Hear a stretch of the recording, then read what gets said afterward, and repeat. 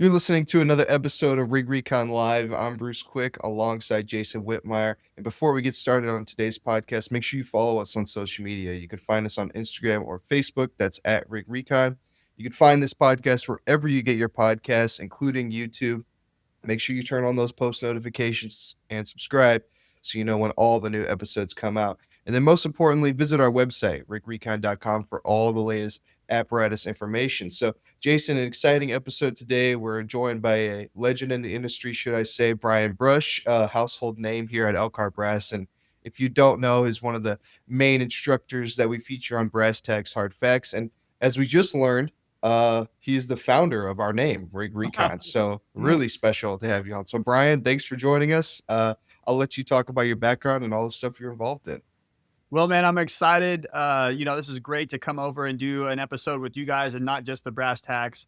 As you kind of mentioned, Chris and I were debating a while ago about getting more information out to people on rig specs and the importance of it and how people do deep dives on these topics. And a program like this and all the stuff you guys provide is a really important resource, especially to us operational guys, because it's all the blind spots that we're not aware of that can really impact our operations. So first off, thank you guys for what you do and providing it. And I'm excited to contribute once again. So I've done the Brass Tacks before and just recently recorded some new ones, but I've been a fire nerd my entire life. I came into the fire service at 16 years old as a volunteer back in the mid 90s. And, as far as being into nozzles and equipment, was a part of West Metro Fire just outside of Denver when we did our nozzle and hose study around 2003. So better part of 20 years just really doing deep dives on nozzles and hose loads and those types of things. So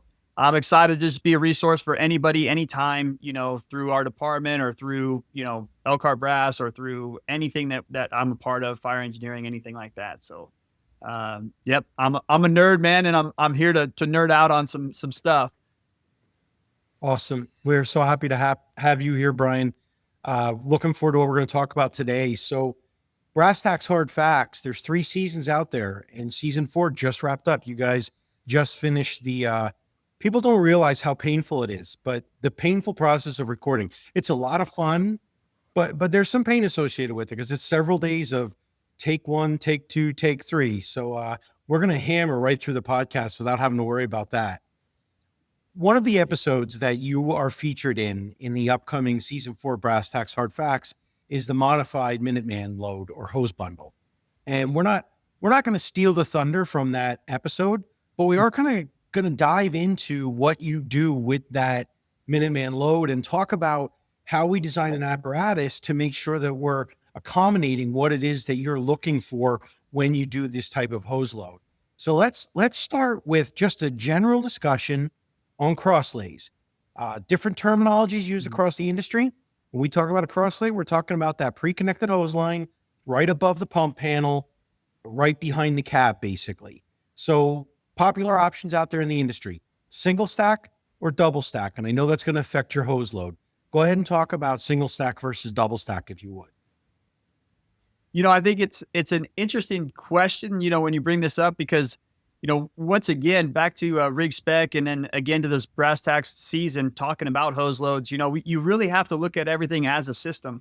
Shame on me, years and years ago, we got into just a nozzle study and just talking about the nozzle. And really then, years later, we talk about the hose load. And so you really need to evaluate these things in its entirety as a package. So, for that, talking about the hose loads and crosslay specifically, it's neat that we're to the phase now where it's like, what is your preference, a single stack or a double stack? Because up until, and probably for most people still, it's just, what did the rig come with? How did the rig show up? And you're not putting that influence in. So for example, here, most of our pumpers, they do have a side-by-side, a double stack where you can stack, one load of supply and basically one load of your working length right side by side. But on our Quint apparatus, the aerials with the pump, those are, they have a 2.5 inch crosslay as well. So there'll be 2 3/4 and a 2.5 inch crosslay. And in order to get those 3 plumbed in there in that real estate, they all go single stack, because, your aerial apparatus don't have a hose load deployment off the rear. They just have a supply deployment off the rear. So we've kind of found that challenge, at least in our kind of mid-sized organization, that while we prefer a double stack, there's just certain situations where you're going to have that single stack where you have the supply section to load it first, and then you have your working length on top. So, I think that there's probably still some debate on it. I think as far as if you have some influence and you're coming off of that cross lay, think about the place where you're going to be deploying a cross lay. You're kind of probably going to be deploying between the apparatus and some cars, or between the apparatus onto a sidewalk. So I really do prefer in a cross lay to have that double stack. It gives you kind of that option for the working length to go one direction and the supply length to go to the other. So you can almost parallel the apparatus with your deployment. When it comes to going off of the rear of the rig, a lot more organizations are moving towards rear deployments. I like the single stack. I think that your hose load is going to be lower. So you're able to kind of shoulder that right off the top, where, like you're talking about, Jason, when the single stack is above the pump, you now have to get your working length onto your shoulder, which is basically at the pump height plus your supply length. So you could be in that range of having to step up and shoulder load your working length at about 6 feet. Whereas on the rear of the truck, you get a lot more flexibility. So you can go with the single stack off the rear, especially going to a single stack, because in the rear you're having to allow for supply load and all these other loads. The single stack really kind of narrows up your real estate back there off the tailboard as far as deployment. So I'm not going to say 100% what it should be, definitely, but obviously we don't have that type of control. But I believe, in my personal opinion, especially in the cross lay section, a side by side stack is pretty nice. And we always tell our audience, there's no one right answer to this. It always applies to their response district, their personnel, how they want to set it up. I think you touched on the key point at the very beginning here. You got to think about this ahead of time before you spec the rig. If you're buying a rig that's pre-configured, you may not have the choice. But if you're buying something you're custom speccing, you do have the choice. And this isn't something you can change down the road. I mean, if it's a single stack, it's never going to become a double stack. It's too narrow. Yeah. And to be honest, even if it's a double stack, sure, you could block off the one area with like a piece of wood, but now you're not going to have enough height. So it would be tough to turn a double stack into a single stack even.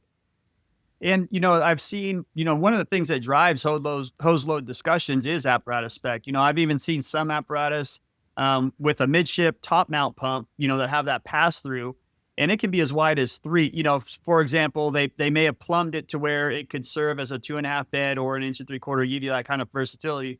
Well, when you get into 1 3/4, it may actually have to where there's 3 folds across. So your flat load could be 3 folds across. I've even seen, departments that do that. They'll do a flat load of 3 back and forth, and then they'll lay their working length bundle sideways, strapped together. So that's another kind of feature to where it's essentially a double load, and that the supply is just a flat load with a grab, and then your bundle is sitting on top of it sideways. So some of that too, Jason, like you're talking about, is trying to figure it out, and maybe you're having to adapt existing equipment to a change in hose loader design.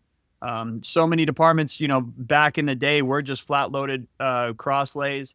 So that kind of lended itself to just, even the 3 stack. But as departments are changing over to bundled hose loads, they are having to adjust how they're loaded in there. Same thing as the triple layer to the Minuteman full loads. And then talking about cross-lay height, right? That can height from the ground can vary based on pump house design. So maybe talk about your experience with that layout and designing the pump house. Yeah, this is kind of something, again, I've seen a lot of organizations say, oh well, it's tough to talk about apparatus spec because everyone kind of has their priority. We work right off of Interstate 40 here in the Oklahoma City metro area, and there was a lot of discussion for a lot of years of having a walk-through pump panel where you could be standing on top of the apparatus. You're not next to the rig, and for that safety. So we have several apparatus that have that midship top mount pump panel where the operator's actually up off the rig. But what that does is it drops the pre-connects down to basically the center of the rig and kind of passing through. So that can almost be as awkward as a crosslay that's too high. So the crosslay height is an important thing to factor in. But when we get into crosslays, that's really where we tend to lose the most control over that height. When it is a crosslay, you're inevitably fighting with the pump as far as real estate, and the pump is going to be fixed. So your hose loads either go to one side of the pump or the other, or they go on top. The crosslay height is almost always going to be dictated by the pump. There's not really much you can drop because of the plumbing that surrounds that. So as we kind of discussed, really the only way to drop your crosslay height most of the time is to either change your pump orientation or spec out like a side-by-side versus that vertical stack. Sure. When you get to the back of the, when you get to the back of the rig, you obviously have way more flexibility on that because I'd say the tailboard height, but really your hose bed height in the rear of the apparatus, you've got so much control. It's dictated by compartmentation and by tank shape and size. And you can really manipulate that with most manufacturers. We can reduce the compartment size, or we can go to an L-shaped tank or something like that. That's gonna really allow us to adjust those pre-connected heights. But at the crosslay, we're kind of stuck on that. I think one of the interesting things you said there that people need to keep in mind is there is such a thing as too low.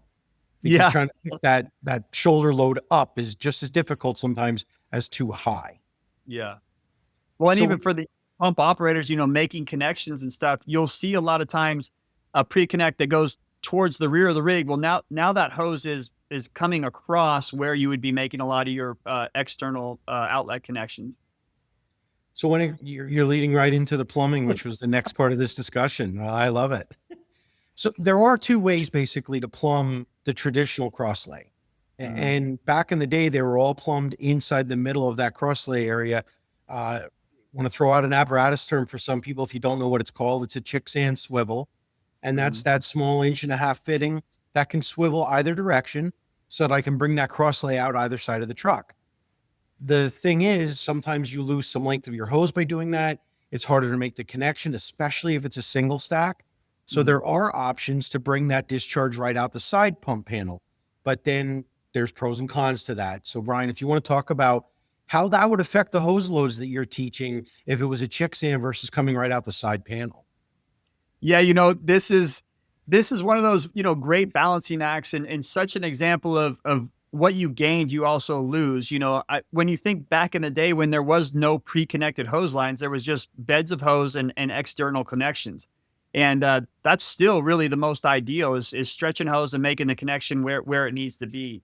The way to accommodate that is, as you talked about, that swivel being as centered to the apparatus as possible within that pre-connect. So that way it can go one side or the other, especially in the cross-lay kind of design. Off the rear of the structure, rig, they just have straight ports. And it can be at the rear of the hose bed for a pre-connected line or as it comes off. I have seen a few apparatus and a few departments that have a crosslay that also have an external discharge right below it. And obviously, man, I think that's really, really clean. The one downside to that is it's going to be almost side dependent on the deployment, because going off the other direction, you obviously kind of create that kink. So plumbing is important, and really it's kind of the greatest complexity of the whole pre-connect situation, all the way to the point of apparatus going with a bumper, going off the rear and the front. I totally like it. I especially vehicle fires or exposure lines. I like having a line on the front of the apparatus. But I'll tell you what, we've seen on two of our apparatus, one of them specifically that I know of, it's a 20 plus PSI at 150 GPM from the gauge and the discharge on the front of the rig. So think about that even. I mean, our cross lays, we really don't consider it that much because your gauge pickup is right there at the discharge of the pump, and that swivel is right above it. So you're not really losing a lot in friction loss. But if you've got a side mounted pump, and your discharge is on the front of the apparatus, you essentially have an attack line between where that gauge is picking up and the front. So plumbing is pretty important, especially when you start to manipulate that away from your gauge pickup, because it's really going to throw all that friction loss and stuff into an area almost like a black hole where you can't keep track of it unless you do the due diligence to put a pitot gauge on that outlet and really find what is lost in between. So I think that was a very convoluted answer. I guess what I could say is I do prefer the swivel in the middle. If we do have center mounted, plumbing, so that way you can work off of either side. That's really the only way to cure that kind of unidirectional problem with a side pole. So I have a follow-up on that, but before I even say the follow-up, if you're plumbing to the front axle, we need our audience, you got to think about how that plumbing is going to run. It has to get past the front axle of the truck. So it either has to dip underneath it. You got makes it low to the ground. So if you've got a clearance restriction, you got to worry about that piping, or you got to jump up over the axle, which means now I'm introducing even more 90-degree elbows, more friction loss. So Brian touched on the important part. However it got there, just know what it is. Do that pitot right at the bumper and know you're losing 20 pounds. And now you've got to pump it harder to get the water through. You still get the water out of it. You just got to make sure you're running the right pump discharge pressure at that point. My follow-up question for you on having that center swivel is, how hung up do you get on the length of the line? So let's say you have a 150-foot attack line. Now we've lost 4 feet going into the center. Do you want a cheater hose in there so you know you truly have 150 feet? Or are you not worried about the few feet that you lost? No, that's a great. So I like how you use the term cheater hose. I've had people other parts of the country call it a pony section. A short section of hose. And yeah, you're right. I mean, you do lose distance right away. It has to come out of the apparatus and then it has to curve away from the apparatus, whatever it may be. And it's kind of interesting that you bring it up as a consideration of like, we're losing length, on our deployment. That is a great point, because it's not truly going to be 150 feet. It's going to be kind of minus that. For me, I've always seen it as, the pre-connects are great until you come up short because they're a fixed distance of hose. So as far as the cheater hose, the pony length for me, it's always been, in my personal opinion, is, if departments don't have that in place, then they don't have a plan for when a stretch comes up short. And, for me, that if a line comes up short, I want to extend at the pump panel, because if we're not extending at the pump panel, we're extending at the end of the line. So for example, a department just has their 150-foot pre-connect directly connected to that center Chickasha swivel. If that stretch comes up short, you're now fighting with the tension of the line. You're having to reach into that apparatus, which, some of them are really difficult to get to and undo that connection. So what that cheater hose does, and I recommend like a 4 to 6, maybe like a 6 to 10 foot length. We use the yellow rubber jacketed, so it's more durable, to get that first connection away from the pump panel. So say that pre-connect, that 150-foot pre-connect comes up short. Me as the pump operator, I can just disconnect them and set them free. If they have to go another 50 feet, I'll grab a roll out of my compartment, roll it out, and I'll bridge that gap between, that connection so that they can continue to deploy. Let's say that 150-foot pre-connect is really short. We disconnect and now they're 200 feet away from the rig. We can always do an additional stretch with 2.5 now up to that point to reduce that friction loss. So I'm more of the favor of adding between the panel and that shortcoming. So, and I like how that cheater hose gives us that option. Even, when it comes to bleeding the lines, if you're up on a hill and your lines are off, it's just way easier to make that kind of connection off of the pump panel and not up in the apparatus. So the cheater hose or pony sections, whatever term you use, I think they're really critical in a lot of ways as far as just reloading, unloading, deploying, and then it does give you that greater versatility in bridging the shortcomings from the panel to it. One of the important things that you really pointed out there that I caught, Brian, in my area, a lot of times I'd see people do like a 4-foot cheater hose. Yeah. And your suggestion of 8 to 10 feet is critical. It makes a lot of sense because that 4-foot cheater puts the connection right in the middle of the pump panel as it hangs down now. Yeah. Well, it causes a couple problems. Number one, from a maintenance standpoint, it tends to smash off the panel. Yeah. And then you have the chance to break a gauge. Yeah. The other thing is it puts it right in the pump operator's face if it's coming out that side. Yeah. Well, let's hope the hose doesn't fail. But if it does fail, the odds of it failing right at the coupling are greater than in the middle of the hose. And now it's going to fail right by him. Or if it's just leaking, now it's spraying all over him. So I love your suggestion of about 8 to 10 feet to get it away a bit. Yeah. You know, a real simple deal is it should take up one full kind of section of your crosslay, like when you're loading it. So you should have a complete, single load back and forth of your cheater hose. That'll probably be enough to clear to where that coupling, gets well clear of the apparatus into the ground. So, yeah, man, I think they're a great tool, like I said, for that versatility and flexibility and a really kind of important role player in the engine company consideration. Awesome. Brian, do you have any experience with slide out trays in terms of repacking the hose? Yeah, I think those are they're obviously kind of more and more popular now, especially in some of these midship mount pumps, or for example the pucks. Just kind of I think puck might be proprietary to Pierce. Is that true? It is, but that's okay. Yeah, the other brands have their own name for it, but they all build something similar. It's that kind of where the hose load is basically passing through the apparatus. Really common in your rescue pumpers and those types of things. And as far as the trays go, man, they're easy to load. They're really nice, but I will say that if you're using a tray, then there's some type of you're using that because of some type of plumbing challenge. And most likely it means that your connection is now coming from a side or from the top. So, me as a training chief, I absolutely love the trays as far as training goes, and I'll tell you, like, hey man, if you're speccing a rig and it has trays, try to get your chief to buy 2 additional trays. One, you can kind of pre-load your hose so that way the changeover is quick, or return to service for training or anything like that. And 2, they're kind of built-in props for your station. So you can always throw those trays on the top of a pickup truck or on the bed of a flatbed or a brush pump or something like that, and kind of have a built-in training prop. So I'm a fan of the trays.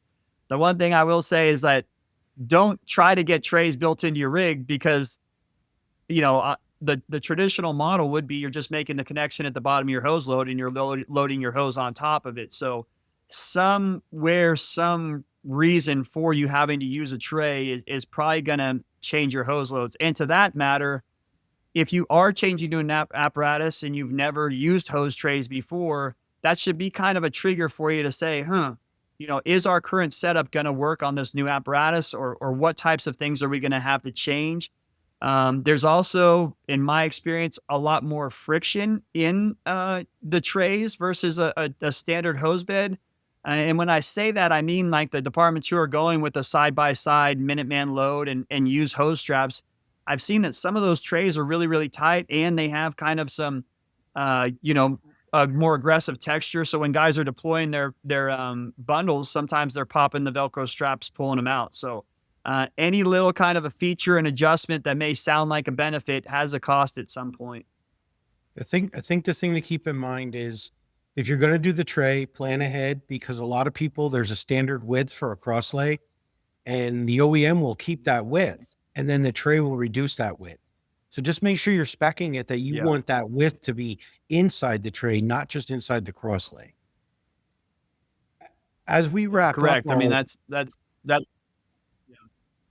Nope, you're good. As we wrap up our discussion on the crosslay itself, so I know you specialize in some hose loads, and we may have already covered this, but if there's anything special that you think when someone's speccing a truck, if they've got a blank sheet of paper and they're going to spec this truck from the ground up, Is there something they should consider based on a certain cross lay or a certain hose load they're going to do? Man, I wish I had the magic bullet of saying like, this is, these are the things you should really take into consideration when you're doing this. But, there's just so many influences on it. There's, the hose that you're in, going from a low cost hose to a more robust hose makes a massive difference on things. Just the same as if I'm speccing a ladder truck and I go from Alco Light to Duo Safety, the clearances are going to be different. A ladder's not just a ladder. So there's so many factors that go into this. Do I have a pistol grip on my nozzle or don't I? All those things impact all of this type of stuff. So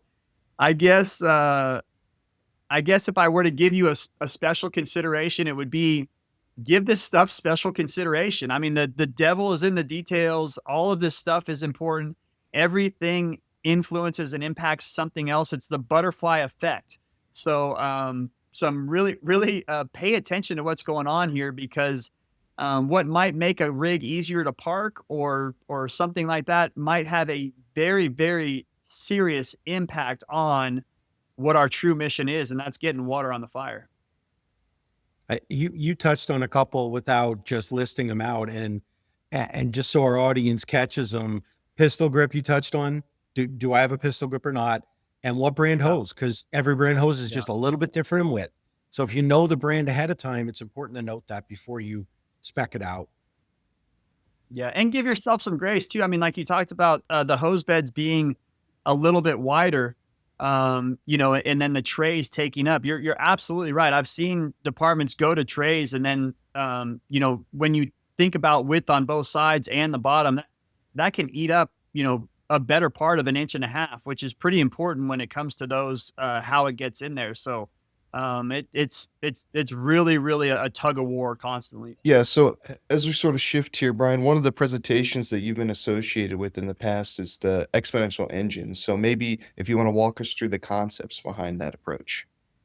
Yeah, the exponential engine is kind of it's a fire attack model, I guess, that I kind of crafted up, and it's really quite simply based on the concept that the fire growth is exponential. So, we've all heard that term, that a fire doubles in size every however many seconds.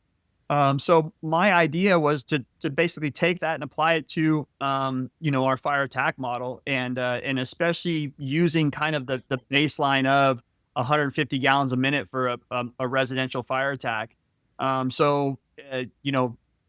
In a little bit of an idea, or just to give you the super simple version of it, is we're going to be at 150 gallons per minute for our pre-connected residential lines. When we go, I say 150, I mean either the 150/50 fixed nozzle or the 7/8 inch smoothbore. I think, for our model, 3 people on the rig and a suburban setting, the 7/8 is really our go-to for the smoothbore. We're not a 15/16 department. So when I say set 150, what I'm really meaning is like between 150 and 160, one of those lines that you're going to go with. Then the next line we would deploy would be the 2.5, because we want to double down on things. If 1 3/4 is not getting it, then we're gonna double up. But we need to double up smart, because we can't just put if we had showing up with 1 3/4 put into service, it's a single engine company. Well, if 1 3/4 is not getting it done, I'm not going to pull 2 3/4 because I don't have the people to do it.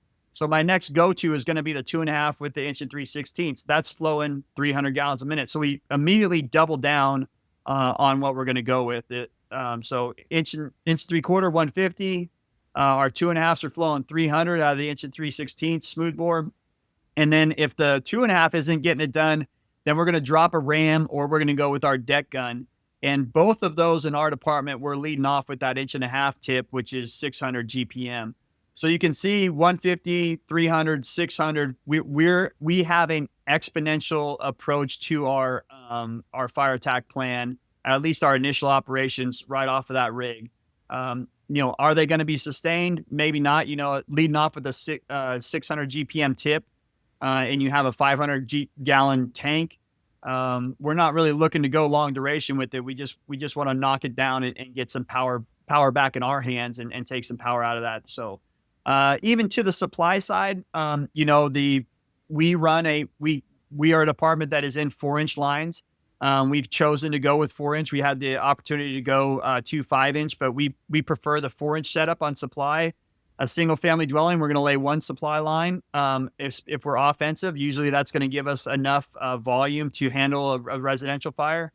If we're defensive on a residential with exposures, or we're going into a multifamily dwelling or any of our commercial occupancies, we're going to lay 2 4-inch supply lines in. So overall, the Exponential kind of engine concept is just that. Like every time we need to upgrade, we're going to do it by doubling up. We want to double down and dominate rather than kind of piecemeal and placate. If that's a tagline.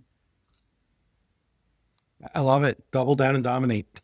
Well, and then also, like, we didn't talk about the supply, but like, you talked about that plumbing piece for the bumpers or the pre-connect. The supply is really important too. I think, when we're talking about an intake on the side of the pump going directly into the pump, there's nothing lost there. But I have seen, guys talking about spec-ing rigs and they're putting on a front intake or a rear intake.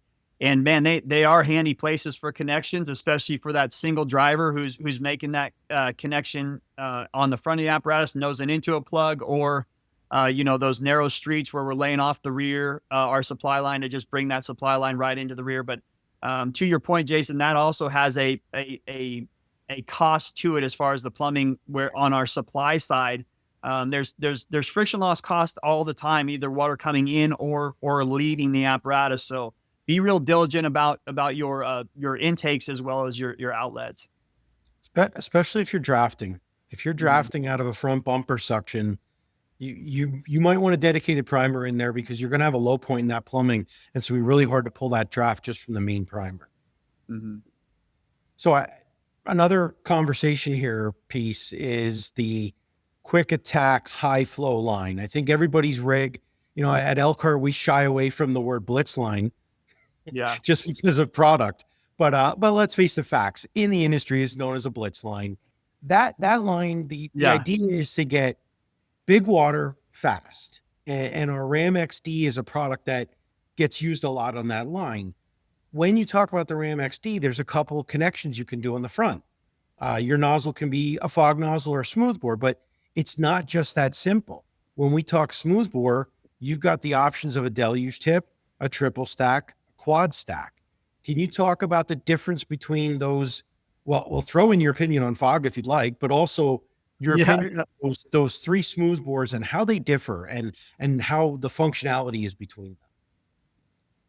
Yeah, I definitely evaluated this quite a bit. I prefer, like, and we could talk about master stream tips another time, but in reference to the Ram, here at our organization, like I said, we go with just the deluge tip of the 1.5 inch, that 600 GPM tip. And I think mainly because that's just our attack model, the 150, 300, 600. I'm in favor of it. I really like it, even when, we are just going to bat off of the tank water. We're looking for that kind of quick hit and knockdown, not a long duration thing. But even if we do go with the long duration, that's 600 from a ground mounted monitor is really, really high quality, because, we can get into a roll up door and get in that upper space. We have a whole lot more flexibility on our ground level fires with a ground level monitor. Whereas that deck gun, really using the deck gun, you're only truly effective at the height of the deck gun or above. So you got to be talking a roof, attic, or second stories. If you're using a deck gun to try to flow water into a commercial occupancy, you're really throwing it down on the ground. You're not getting it up into the space. So as far as, that goes, I think a portable master stream, and when I mean portable, truly do like the Ram, not the old school ones that are fed by a 4-inch. The Ram is ideal. It's a highly effective weapon. Almost to a 600 GPM Ram will do more damage and probably be more effective than a 1,000 GPM deck gun, just because your high quality placement on your water. So with that, I'm a fan of the single deluge tip. It just simplifies it for our pump operators. But I do understand that a lot of people like the stacks. And really, the stack gives you a lot of versatility. I've even seen, and maybe you guys can speak to it of places that you've been, but I've seen more recently people going with like even an inch and a quarter tip on them. And it's not, we obviously look at the RAM as a volume thing for us, but a lot of places it's for that reach or penetration. Places with higher wind, being on, coastal communities with a lot of wind or high rise occupancies, having that stack on your RAM to where you can go down to an inch and a quarter, that's basically going to give you a laser. It's going to be a really compact, tight, long range stream that's really high velocity. So I would hate to, say my opinion and compromise somebody else's consideration on where those might be used, because I've seen them get to really higher upper floors with that inch and a quarter tip on a RAM. Now, granted, it's lower volume, but like we said, water placement is just as important as volume. I'm going to ask you a tough question. Uh-huh. I'm going to ask you to be honest and don't be politically correct. I'm in uniform. Hold on. So, from a sales standpoint, stack tips make so much sense. From an engineering standpoint, stack tip makes sense because you can adjust it out there. You can pull a tip off. Yeah. In your experience, how often during an incident do you see someone pull a tip off and go to that bigger one? Well, I mean, it goes back to even like the days of the 2.5. Like, when I was first in the fire, actually, I mean, let's be honest, the inch and 3/16 didn't even come out until it was probably around 2016 or 2017. So for years we were dealing with stack tips on our 2.5, be it that traditional hydrant stack of the 1 inch, inch and an eighth, inch and a quarter, or we used to run the indie stack with the inch and an eighth and inch and a quarter. And I'll be honest with you, I think most of those tip changes were not on the fly. It was like, all right, man, we're going defensive. Let's spin off a tip and let's, kind of surround and drown. The thing I don't like about that is it does affect everything downstream, but I guess I'm kind of a simple man and simple mind. And we also have a lot of our drivers who are kind of step up drivers. So I prefer to keep our operations as clean as possible. And just when the RAM comes off, it's 600. Right. When we get to our deck gun or to our aerial master streams, the tip stack is that, we'll go with the inch and a half when we're off of a tank. But if we're defensive and we've got a 4-inch supply line, then yeah, let's spin it off and let's go with the 2-inch tip and let's float 2,000 gallons per minute here. But, so I am more of a fan of the single, but like I said, your district, if having a threaded tip and having that option to put that longer range, higher penetration tip on there, just the same as, really high rise operations. I'm still a fan of a threaded tip for our standpipe nozzles, because you got a 2.5 off. If you can choke it down to a 3/4 or something to do overhaul versus stretching a whole nother line, that kind of makes sense too. With our rams, because we are in that deluge tip, the one downside is, if you wanted to extend a line, you have to go to, a bell reducer basically to take it down to 1 3/4 inches. So I will say that the stack tips give you that option. You can go with the bigger tip, and then you can, if you do make a knockdown in, say, a garage, you can put on that 1 3/4 inch overhaul line right onto it. Whereas if you go with the deluge tip, you may have to have some type of appliance to reduce you down to that 1.5 inch connection. Right. On your setups and some of the things you've seen, do you typically look for that RAM to be on a pre-connected line? And if it's not on a pre-connected line, or even if it is on a pre-connected line, what's your ideal setup for a hose length and size to feed it? I'll tell you about our setup first. So our setup is our RAM is on the rear of the rig. We have a split bed of 2.5 on our apparatus. They're loaded mail out. So one load has the nozzle on it with a 100-foot bundle. One load has a gated Y on it with a 100-foot bundle. So we can deploy either one of those. So if we're deploying the RAM, we'll take the 100-foot bundle, 2.5 with the nozzle and the ram, and we'll go forward. Basically, that way we can make that knockdown with the ram. We would disconnect that 100-foot bundle, so that's laid to the side, and then we drop the ram, make that connection, and we'll feed it with the 2.5. If we get good knockdown with the ram, the next thing would be to go down to that 2.5. So we would spin off the tip and connect that 100-foot bundle of 2.5 onto it, so we can kind of progressively continue. So our RAM is not pre-connected. I do know a lot of departments who have their RAMs pre-connected off the rear of the apparatus for that kind of quick line. I would bet, hydraulically, it's probably ideal for it to be fed with a 3-inch line. I think that probably makes the most sense, but you got to think organizationally. We don't have 3-inch on our fleet. We're a 4-inch supply department, and we're a 2.5-inch attack department. So if we were to buy 3-inch, the only reason we would be using the 3-inch would be to supply our RAM. Plus, that would have to take another hose bed section. So you're kind of like, what are the benefits and what are the costs to properly supplying this? We even though we flow the ram with the 600-gallon minute tip, we still feed it with 2.5. The friction loss is pretty high, but we're willing to go for that because for the most time, we're not going long distance with the ram. We limit our ram deployments with the 2.5 to 200 feet. So that still keeps our pump discharge pressure to under 200 PSI. We're pretty comfortable pumping it. If we need to go beyond 200 feet with our ram, which is pretty rare, we can always do a longer stretch with the 4-inch to 2.5, like if it was down a long driveway to an outbuilding or something like that. But we flow we feed it with the 2.5. We're comfortable with it. We've been doing it for years, even at that 600 GPM range. But with the flow requirement to the ram and that friction loss, we're approaching, I think, around 195 or something like that at 200 feet. So for the most part, we keep it to that 100-foot distance to 200 foot.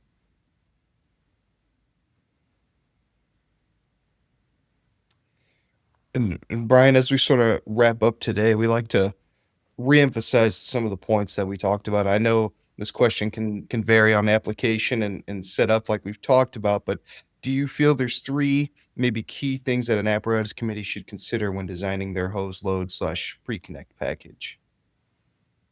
Yeah, I mean, I guess you kind of got to start with like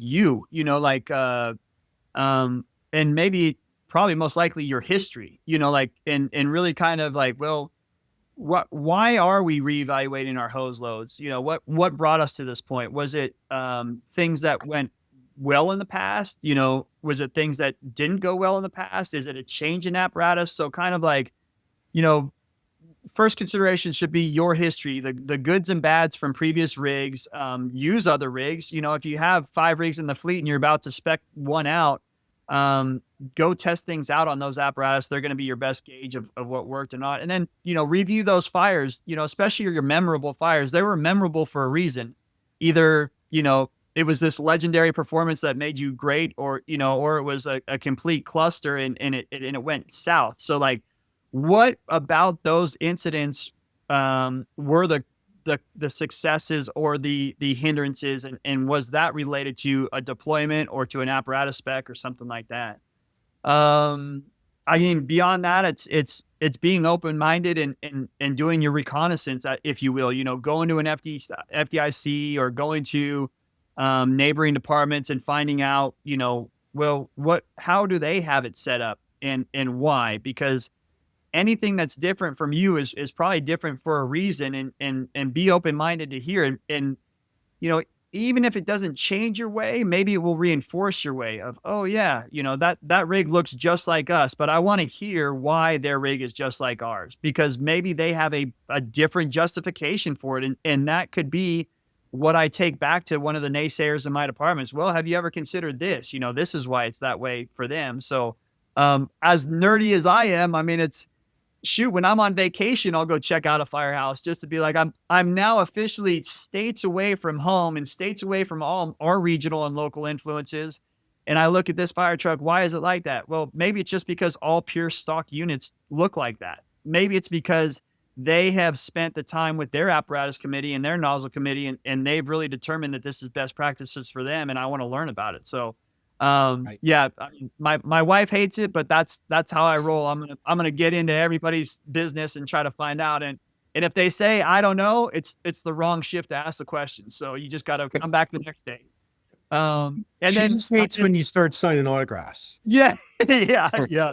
My kids are so exhausted from it. They're like, "Dad, you know someone everywhere." It's like, well, if I don't know someone there, I'm gonna go try to meet someone from here. So, um, and then I guess, man, lastly, I guess like we've talked about, dude, the devil is in the details. You know, it's give that special attention, especially when it comes to rig specs. I mean, you guys know better than anybody. Like something that's on paper is to scale.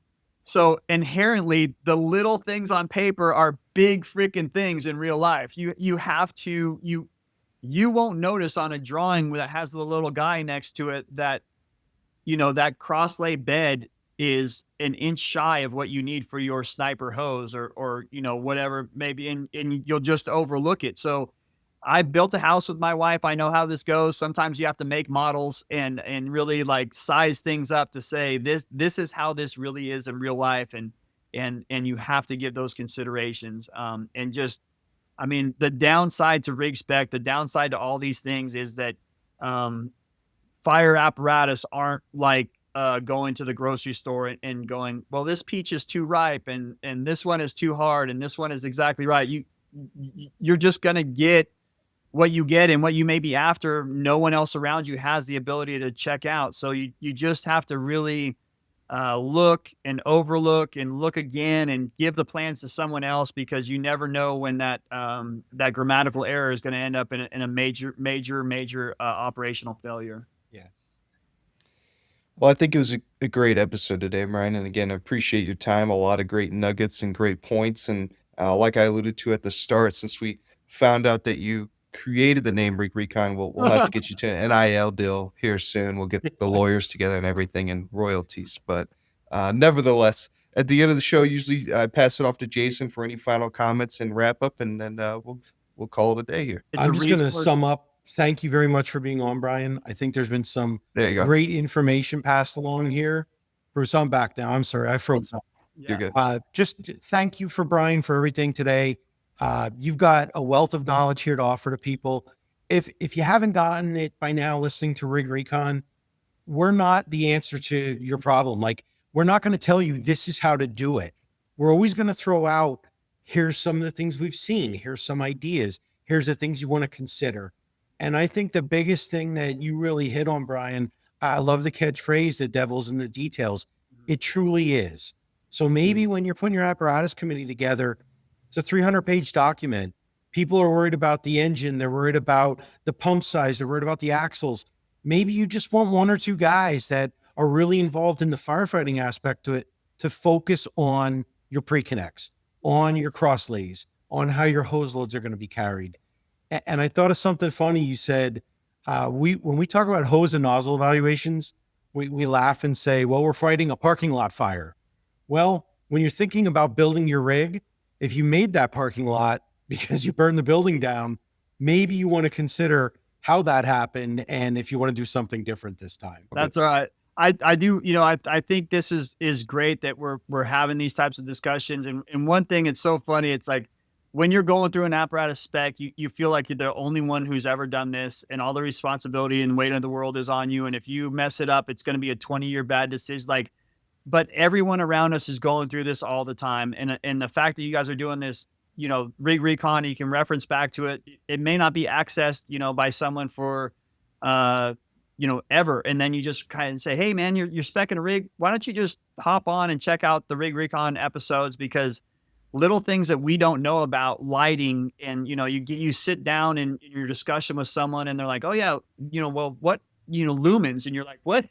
Lemons or lumens? What are we talking about here? So, I mean, I think you guys are really informing those of us and in bringing us up to speed on the discussions we need to have and the questions we need to ask and also empathetic that, hey, we've all been through this before. Here's a little life raft for you. Yeah, no, great stuff today, Brian. Again, thanks for your time. So this has been another episode of Rig Recon Live. Again, follow us on social media at Rig Recon. You can find us on Facebook or Instagram. You You can find this podcast wherever you get your podcasts, including YouTube. And most importantly, like we emphasize all the time, you got to visit rigrecon.com for all the latest apparatus information. We have everything from technical videos, how-to videos, product reviews. We even have comparison charts that compare products even against our own competitors. So really a wealth of information, and highly encourage you to check it out. But until then, expect the best.